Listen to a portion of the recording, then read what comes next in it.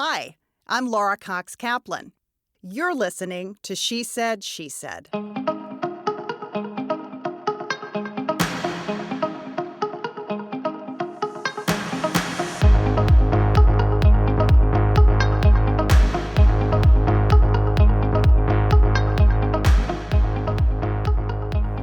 Today, we're talking entrepreneurship and small business with Heather Harris. Heather and her husband, Bobby, are the owners of a company called Meanwhile Back on the Farm.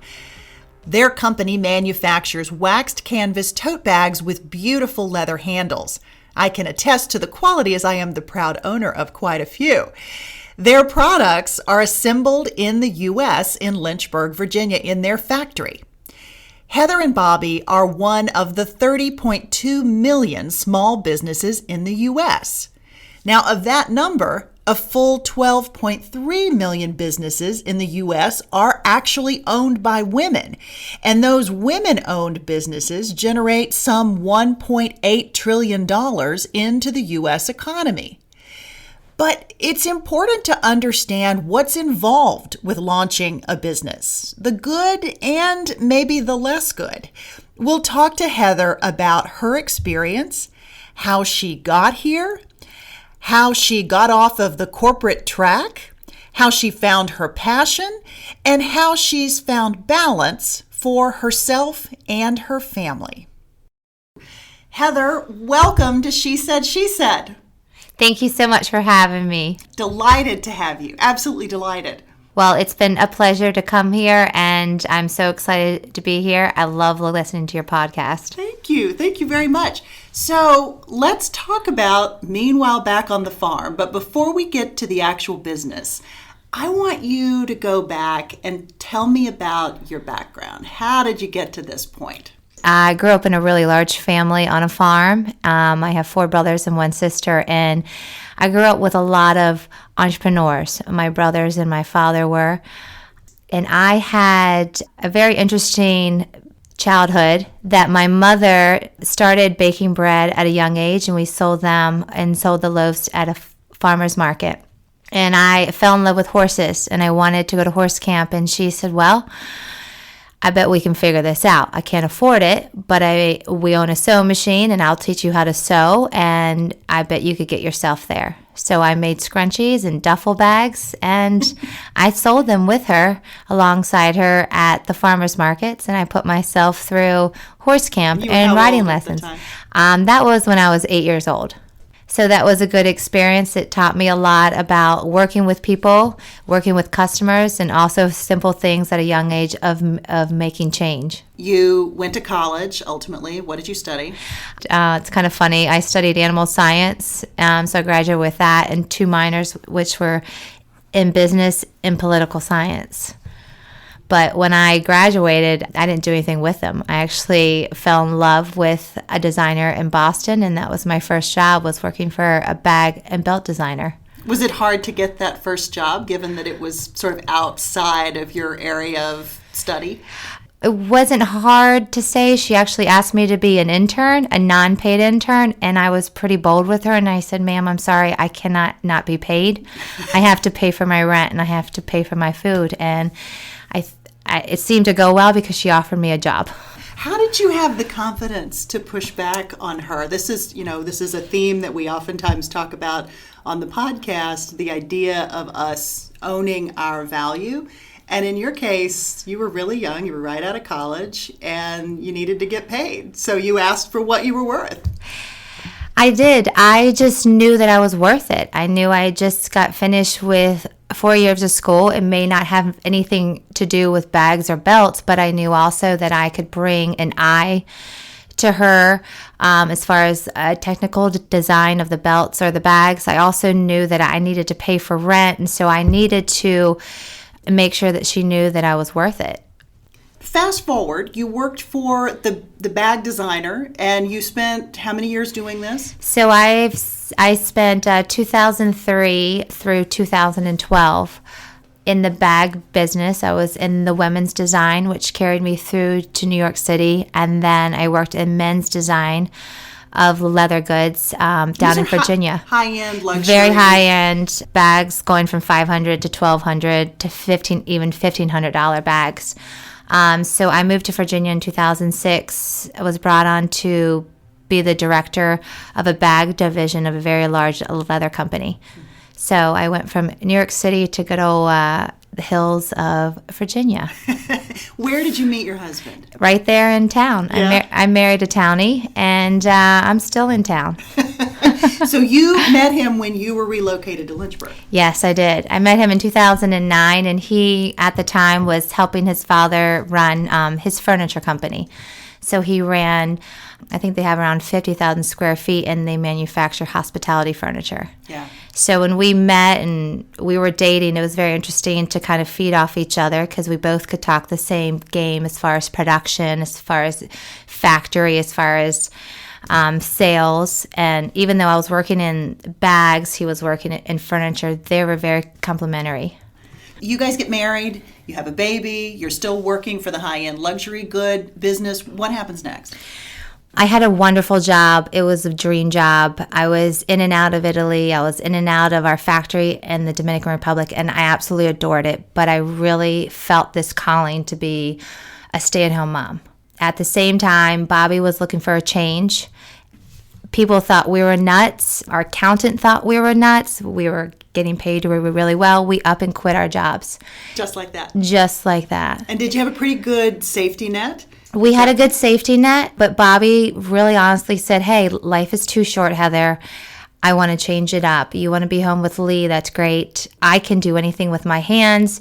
And he said, Heather, you have been creating bags and designing bags for years now. I bet you could work for anybody from home. And so we moved up to my mom's farm up in Pennsylvania, where it's a beautiful old distillery farm, but it needs a lot of work. And my husband is very skilled in carpentry. And so we did that. And it was really scary. We moved there when Lee was 6 months old. And for the first 6 months, I would cry. I thought, I made a huge mistake. Like, what am I doing with this baby? But a good friend of mine who I used to work with up in Boston, she had a blog and she said, hey, Heather, why don't you start a blog? You have a very interesting life. You live on a farm. You're still working for a designer part-time, and you're still drawing like men's bags. You're still working with factories.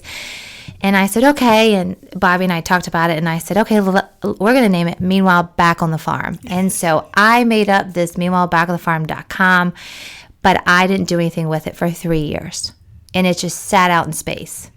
Like, it was going to be a blog, but it only had a picture of me, and I never wrote a thing. Why do you think you never wrote anything? Because I didn't know how to log in. I didn't know how to log in, and then also I'm not a writer. Like, I work with my hands, and I can design, and I can put things together, but I don't know how to put words on paper. Yeah. Okay, so how did you get from the brand inception, Meanwhile Back on the Farm brand, to the manufacturing of bags? I have a really good friend that taught me how to can. And my mom had brought me up canning, but I didn't. Obviously, when you're young, you have no idea what's going on, and you just do it because your mom tells you to do it. Right. But I had a huge garden. I loved to garden, and I had a surplus of peppers, and I was making this jalapeno mustard dip. And we made a ton of it. It had been 3 years up there, and Bobby had said, hey, let's move back to Lynchburg. There's a lot of old homes, and I'm going to work on homes down there. And I was like, okay, let's go back. Here we go again. So we go back to Lynchburg. In the meantime, I have handed out all kinds of friends this mustard, and people loved it. And I have a friend who runs a market down there, and he said, well, I'd love to sell it. And I was like, okay, well, I own this thing called Meanwhile Back on the Farm. Let me go find that thing out in outer space, and I'm going to put it on a label, and I'm going to get it certified. And so anyway, the next week I had this label, and I packaged up all this mustard, and I dropped it off. And in the meantime, a friend of mine had said, well, there's a vintage market downtown Lynchburg. You should set up a booth. It's 5 weeks from now. Mm-hmm. And I said, okay, I can do that. I'll sell a table full of mustard. This is something I can do. It's easy. And my husband said to me, you've lost your mind, Heather. You know how to do bags. Get back into the bag business. And after being with 3 startup companies, I was tired and I wanted nothing to do with bags again. I just wanted to hang out with my baby and I wanted to ride horses and live this little dream of mine. And he said, I think that you're really good at it. And I just think you need to start over and do it for yourself. So his parents have the furniture factory and they lent us their upholstery floor one weekend. Right there in Lynchburg. So we made bags one weekend and I brought in materials from all over the world because I knew if I was going to make a bag in Lynchburg, out of my garage or out of some upholstery, it had to be quality. It had to be the right price point because I had been in this business for 12 years already. I knew. You knew the market. Yeah, I knew the market. Yes, I knew all of that. And it's like I'd been trained to do this all along. I was just fighting it. Yeah. And so why do you think that was the case? Why do you think you were sort of resistant? Was it just burnout or was it something else? Maybe it was a little bit of burnout, but I think the other part of it was I think I really wanted to chase me because I feel like I've always been I've always gone after things really hard and I've tried and I'm pretty confident when I go after things I can do really well. And I really knew that this was probably going to happen at some point, but I never knew how it was just going to come to me and knock on my door when I didn't try as hard, Yeah. So it was really Bobby. I mean, Bobby said, Heather, this is you. You've got to do this. Just get back into it. I know you. And he just kept saying, I know you can do it. And so anyway, I brought in our lining in our bag is Liberty of London. It's a company out of England. It's been around for over 100 years. Very classic. It's timeless. And I knew that if I was going to put out a bag in the U.S., it was going to have to be between $100 and $200. I also wanted to put out a product that people would buy one, and then they would be okay to buy another one in a few months, and maybe a few months after that. Mm-hmm. And that meant the price point had to be sort of modest. If you will. But I also wanted the price point to the Liberty of London offers the buyer, I think, a little bit of luxury. Mm-hmm. It is an expensive fabric. The wax canvas, everybody can get it, I think now, but I think the Liberty of London kind of sets us apart. I also put in the vachetta handles on our classic totes. It's a natural leather, has a natural coloring, so the oils in your hand will help patina and darken it. Mm-hmm. And that comes from my leather background. I worked with beautiful tanneries from all over the world, and I have learned so much from them by being humble and just learning from them. And so I brought in all my favorite materials to make this one classic bag. So we went to this show and we sold out of our mustard, and we sold out every bag we had. We only made 30, and we sold them. And then in that 1 month, just through my personal Instagram and Facebook, we sold 150 totes. And my husband bought me a sewing machine as a surprise. I thought it was more of a not a good gift. I was really upset that he bought me a sewing machine for my garage. He was very proud of himself. I was not.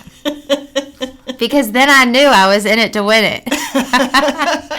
Okay, so this was how many years ago? So this was 4 years ago on Saturday. Yeah. So now you've had baby number 2. You guys have been in business. Pregnant when I was sewing this bag. Oh, is that right? That's great. Yes. So you now have 2 children. You and Bobby are both full-time in the business. Mm-hmm. He's running aspects of the business. You're designing for the business. He's clearly a very special guy. He could read you. He basically gave you the encouragement that you needed to get off the dime, and in your words, find your passion or rekindle your passion. Right? It was there, but he was a pretty special partner to say, "Hey, I think there's really something there for you." Talk about what it's like to work with your spouse. Not sharing any big secrets, but a lot of people, I love my husband a lot, but I'm not sure we could do a business together. Don't tell him I said. Bobby he's a dreamer.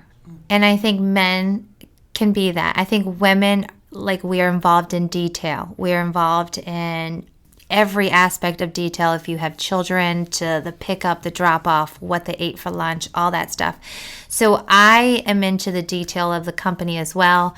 He is into moving the company forward. He is the one that said to me, you have outgrown the farm, you've outgrown the guest room, you've outgrown the garage.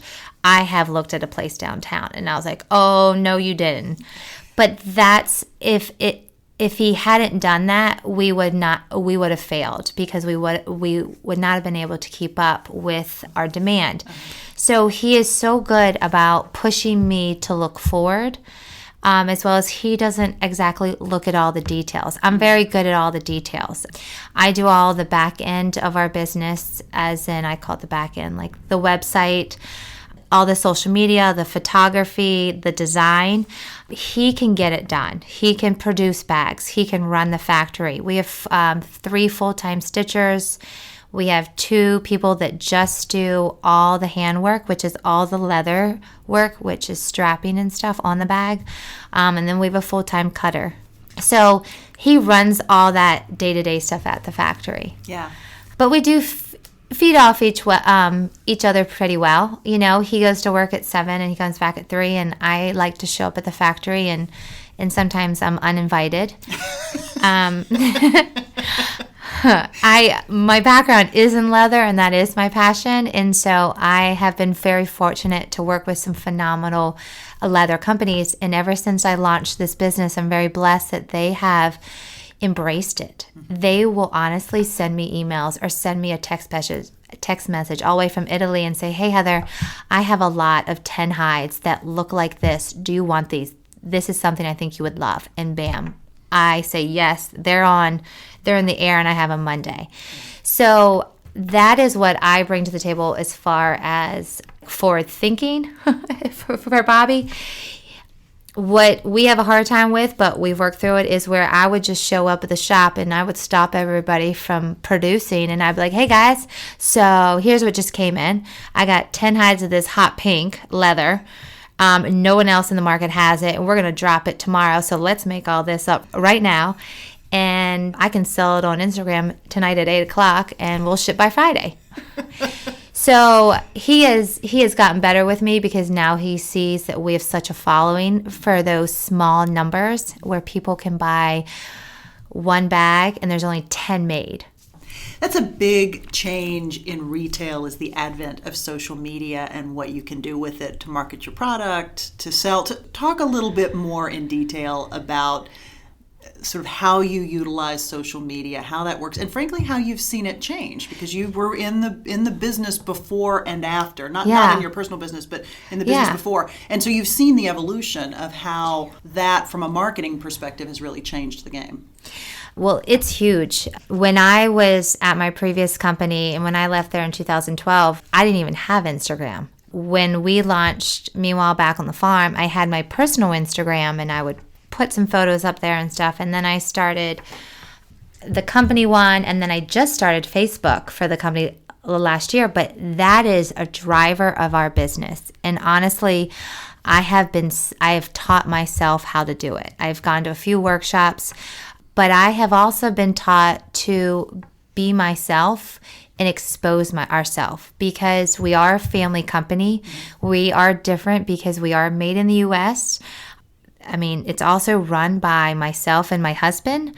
I mean, it's very raw and it's very true. Like, my children come into the shop maybe after school on Thursdays, and they're there and they're sitting on the cutting table. And so I have learned to be more open with my viewers that follow us, because they want a piece of that. They want to see like the background of us. So at first I was not okay with that, like posting all of that. But I have learned that these people are not after, like, they're not mean. They just want to be a part of something. And so it has really helped us. Yeah, it's the story of your brand. Yeah, right? It is true. It's the way that you tell a story in the modern era. Yes, it's true. It's really unbelievable, because our business has really grown because of social media. If I had had social media like this 6, 7 years ago, I mean, my old company, it would have been huge for us. It has been the growing force behind our company. It helps expose us. It helps show our customers who we are. People tag other people. We have shows that we go to all over the country, like junior league shows and horse shows and garden markets. It really is unbelievable how amazing it is for small companies as well as large companies. So you now have 6 employees? We do. We have 6 full-time employees plus Bobby and I, and then we have a wonderful group of ladies that do shows for us or help us in our workshops. Everyone that works with us, they're wonderful. One of our girls that's been with us, Autumn, she was my first stitcher, and she used to come to my house and work out of our guest room, and she's still working. It's like a big family. Yeah. Like a big family. How do you think about both the culture that you're creating as an organization, but also your vision from a growth standpoint? What do you think you want to be? Or do you even sort of go down that road? Do you kind of take every day as it comes, or do you plan for what you want it to be 5 years from now or 10 years from now? What does that look like? I could probably go 2 different ways, because honestly, I'd love to sell the company in 5 years and do something new and travel, because we love to travel. But honestly, we've made it such a company where we are so involved that it's about us and our story that's probably not possible. But the growth of it is, we are so grateful for it, and we do look forward. I mean, we continue to grow the SKUs of the bags, and I just want to keep employing people. Yeah. I mean, it's really amazing to see that and I pinch myself, like, we have a bag company. Like, nobody starts a bag factory. I mean, if it was 2012, I remember working at my old company, and they were like, we should have our own little and make things here. And I was like, oh, that's not possible. Like, we would have to bring in so-and-so from the Dominican. He runs the sample department. Like, the expertise that you need when machines are broken, Bobby does it. I mean, it's unbelievable how skilled he is. And that's what, he used to do it at his father's plant. And now he does it for us. So it's just, I pinch myself because, when I used to be, like before children, my favorite thing was to go to the factory and sit in the sample room and work with these men and women and sit with them and make bags. Leather bags. I would draw patterns. I would get on the machines and show them the exact corner I wanted, the exact stitches per inch I wanted. I couldn't speak Spanish, so I had to just do it and ask them to move over. But, so I still pinch myself, and I just see it growing and employing more people. And I think just, it's such a skill set. And it's, we have customers that come in our door every day, and they get to shop off of our shelves. And they get to walk through the front of our shop is everybody working, cutting the material, sewing the bag, and then it moves over to the leather table, and they're hammering on these copper rivets to put your straps on. And it's really amazing. Yeah. It's such a good experience for people, I think. Totally, the whole customer experience. So you've got the customer experience that comes from their exposure to you on social media, but then you also, I know, you're hosting gatherings where people will come, largely women, women will come and bring their friends and have a bag making party. And you can do it for birthdays and for things like that. Talk about that whole notion of the customer experience and how you're connecting with your customers. So we have workshops. Because I'm dying to do a bag party. Oh, you need to. It is so fun. So we do workshops about once a month, and it's amazing because we will prepare people on social media and say, hey, we're going to drop our January workshop on Monday. Please set your alarms, because we have dropped them before and people get upset because they did not get a spot. But so now I have to warn them, and then I have to tell them to set their alarms, because we only do around 15 people in a day. We have 2 different time slots, and they sell out in 3 minutes. Wow. It is amazing, and it's so amazing. It's so fun and energizing to see these ladies come in and make bags with their daughter, their best friend, their sister, and they get to choose any style that already exists, but they can choose any leather. And I bring in, just for the workshop, I'll bring in all kinds of different leathers. And these leathers are not available on the website in any style that we already have. So they get to pick their lining, they get to change up their straps, and it's amazing how like a leather hobo can become a leather hobo with a backpack strap on it. It's just a smaller version and it looks great. So that experience has been really great for us. I also think it's made me feel really good about what I'm bringing to people, because I'm bringing them an experience that I would have never offered that 8 or 10 years ago, because you're so protective of your sources and you're so protective of your factory, and you don't want anybody else to see how your procedures are going or how you're doing them, that I'm okay with that now. Because I just feel very confident that we have made a brand and people like our brand, but they're there for the experience. And I want to give that to people. How great is it that you could come make your own bag and pick your own leather and pick your own lining? That's what makes you happy. Yeah. And the other experience is being with your family or your best friend, or we've had plenty of husbands that have brought their wives as a gift to them for their birthday. They've gotten hotels, they go out to dinner, and they make a whole weekend about it. And what a great experience. Yeah, yeah. So, okay, so when you think about Lee and little Bobby, your two children, and you think about what impact you and Big Bobby are having on them, what do you hope they will take away from this experience when they get older? it kind of makes me think of my experience with my mom and spending the days with her of putting bread into bags and cutting ribbon because she wanted to make every piece look beautiful when we took it to the farmer's market.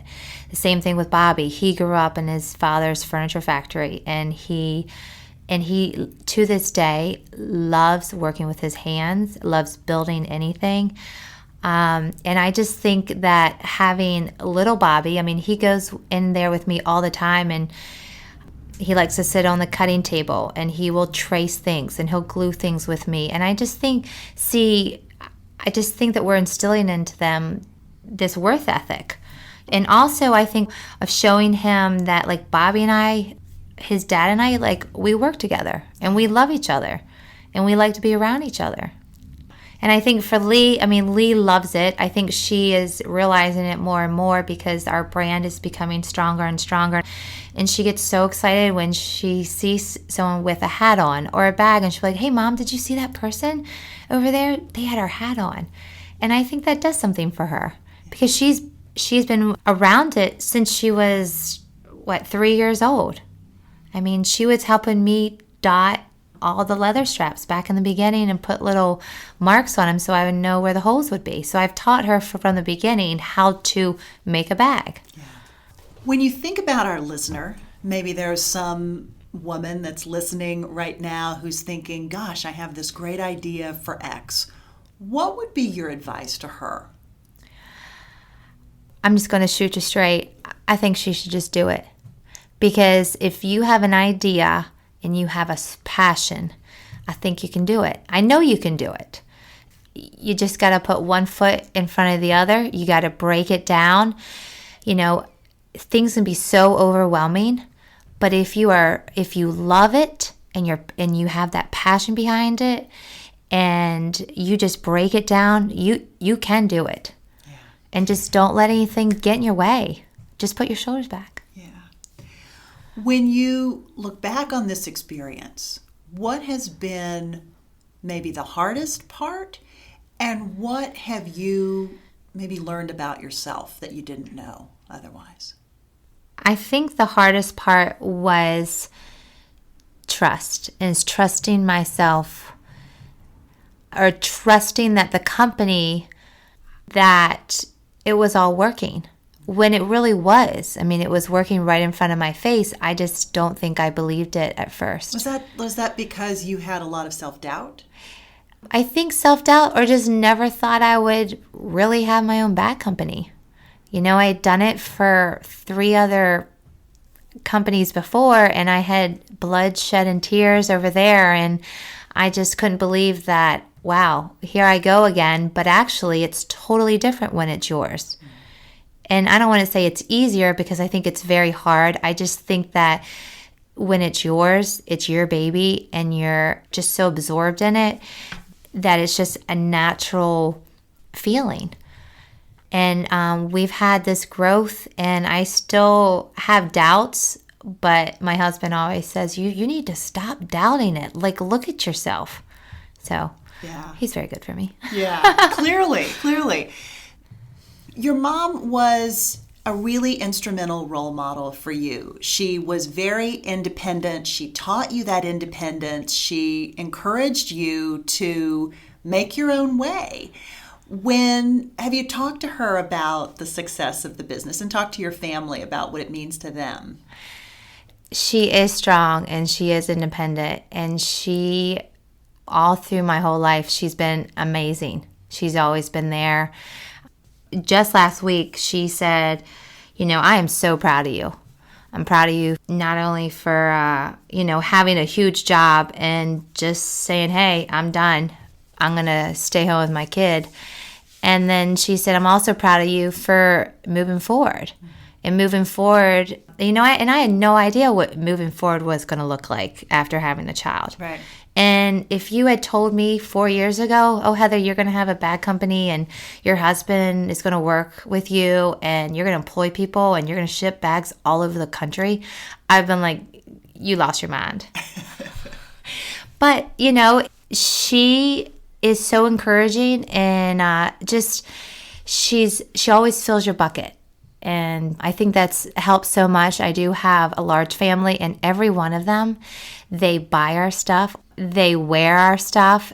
But I do have 4 brothers, and they're very full of opinions, but they are very encouraging and full of advice.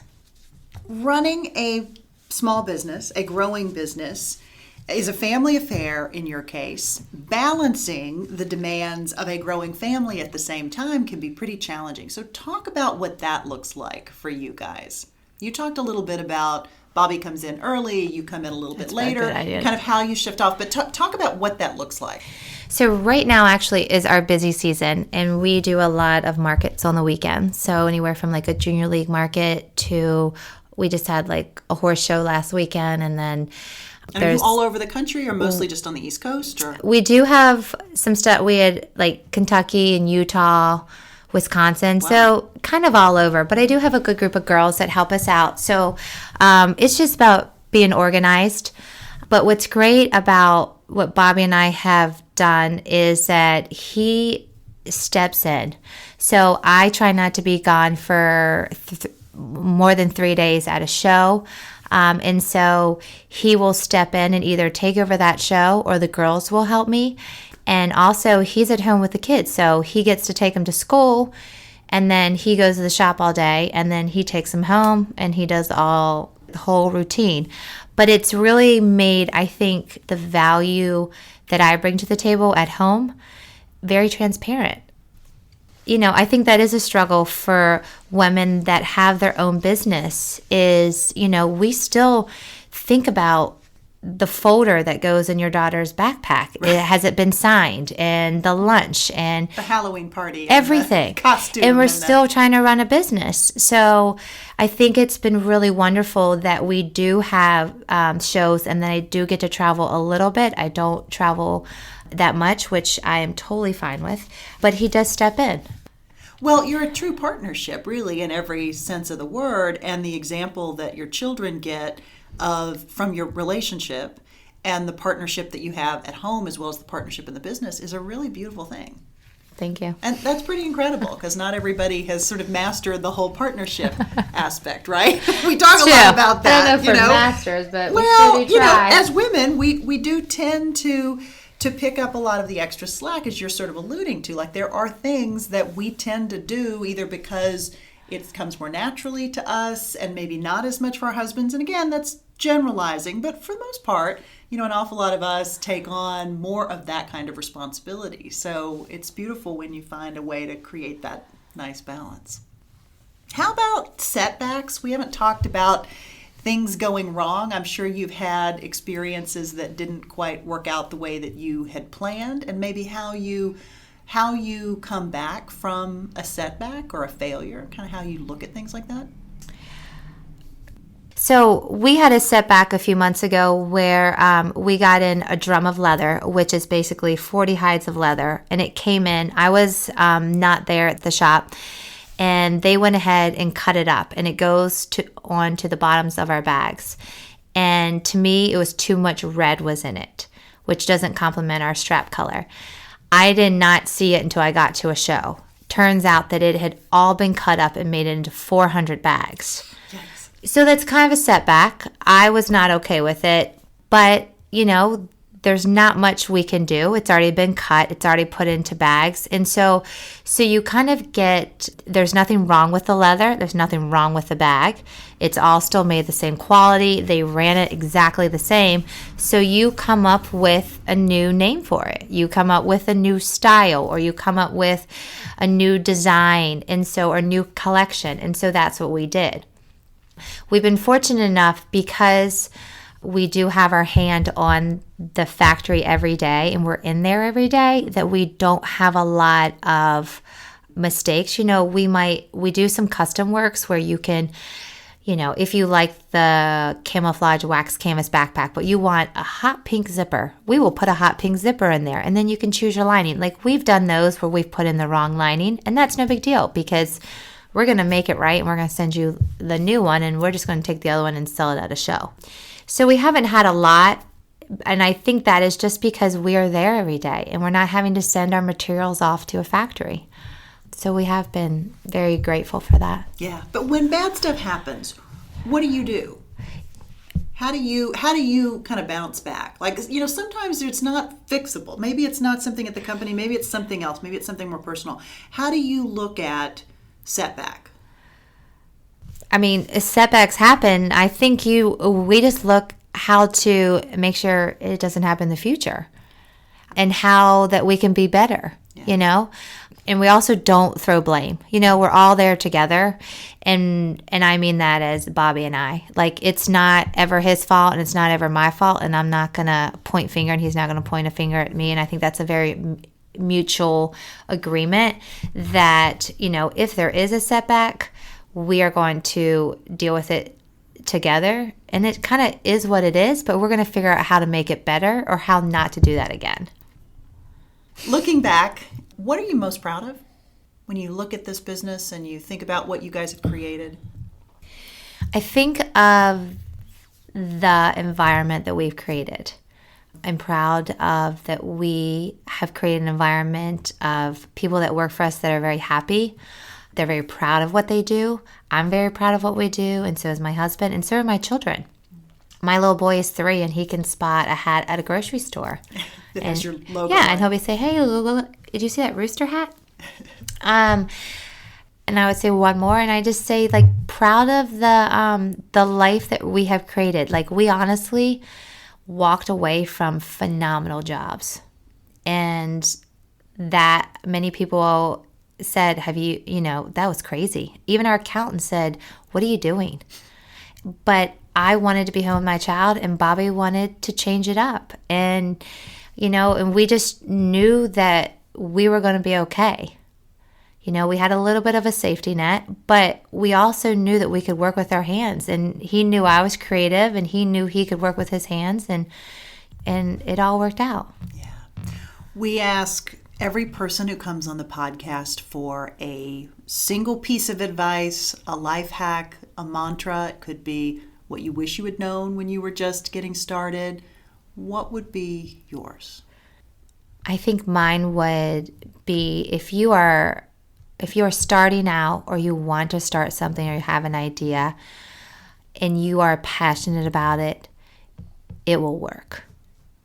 You just dig deep and you work hard, and you just take it one step at a time, just like I said earlier. But I think if you just dig deep and you find that fire in there, and you love what you're going to do, everybody else will get on board with you. That's great. That's really great. Heather, thank you so much. Thank you so much. Great to be with you. To learn more about Heather, you can check out the show notes for this episode. I've included links to Meanwhile Back on the Farm, as well as some great photos from today's visit. And remember, you'll find all of our amazing and inspiring women like Heather at the website at www.shesaidshesaidpodcast.com. You can also follow us on Instagram, as well as Heather on Instagram and Facebook. Thanks so much for listening.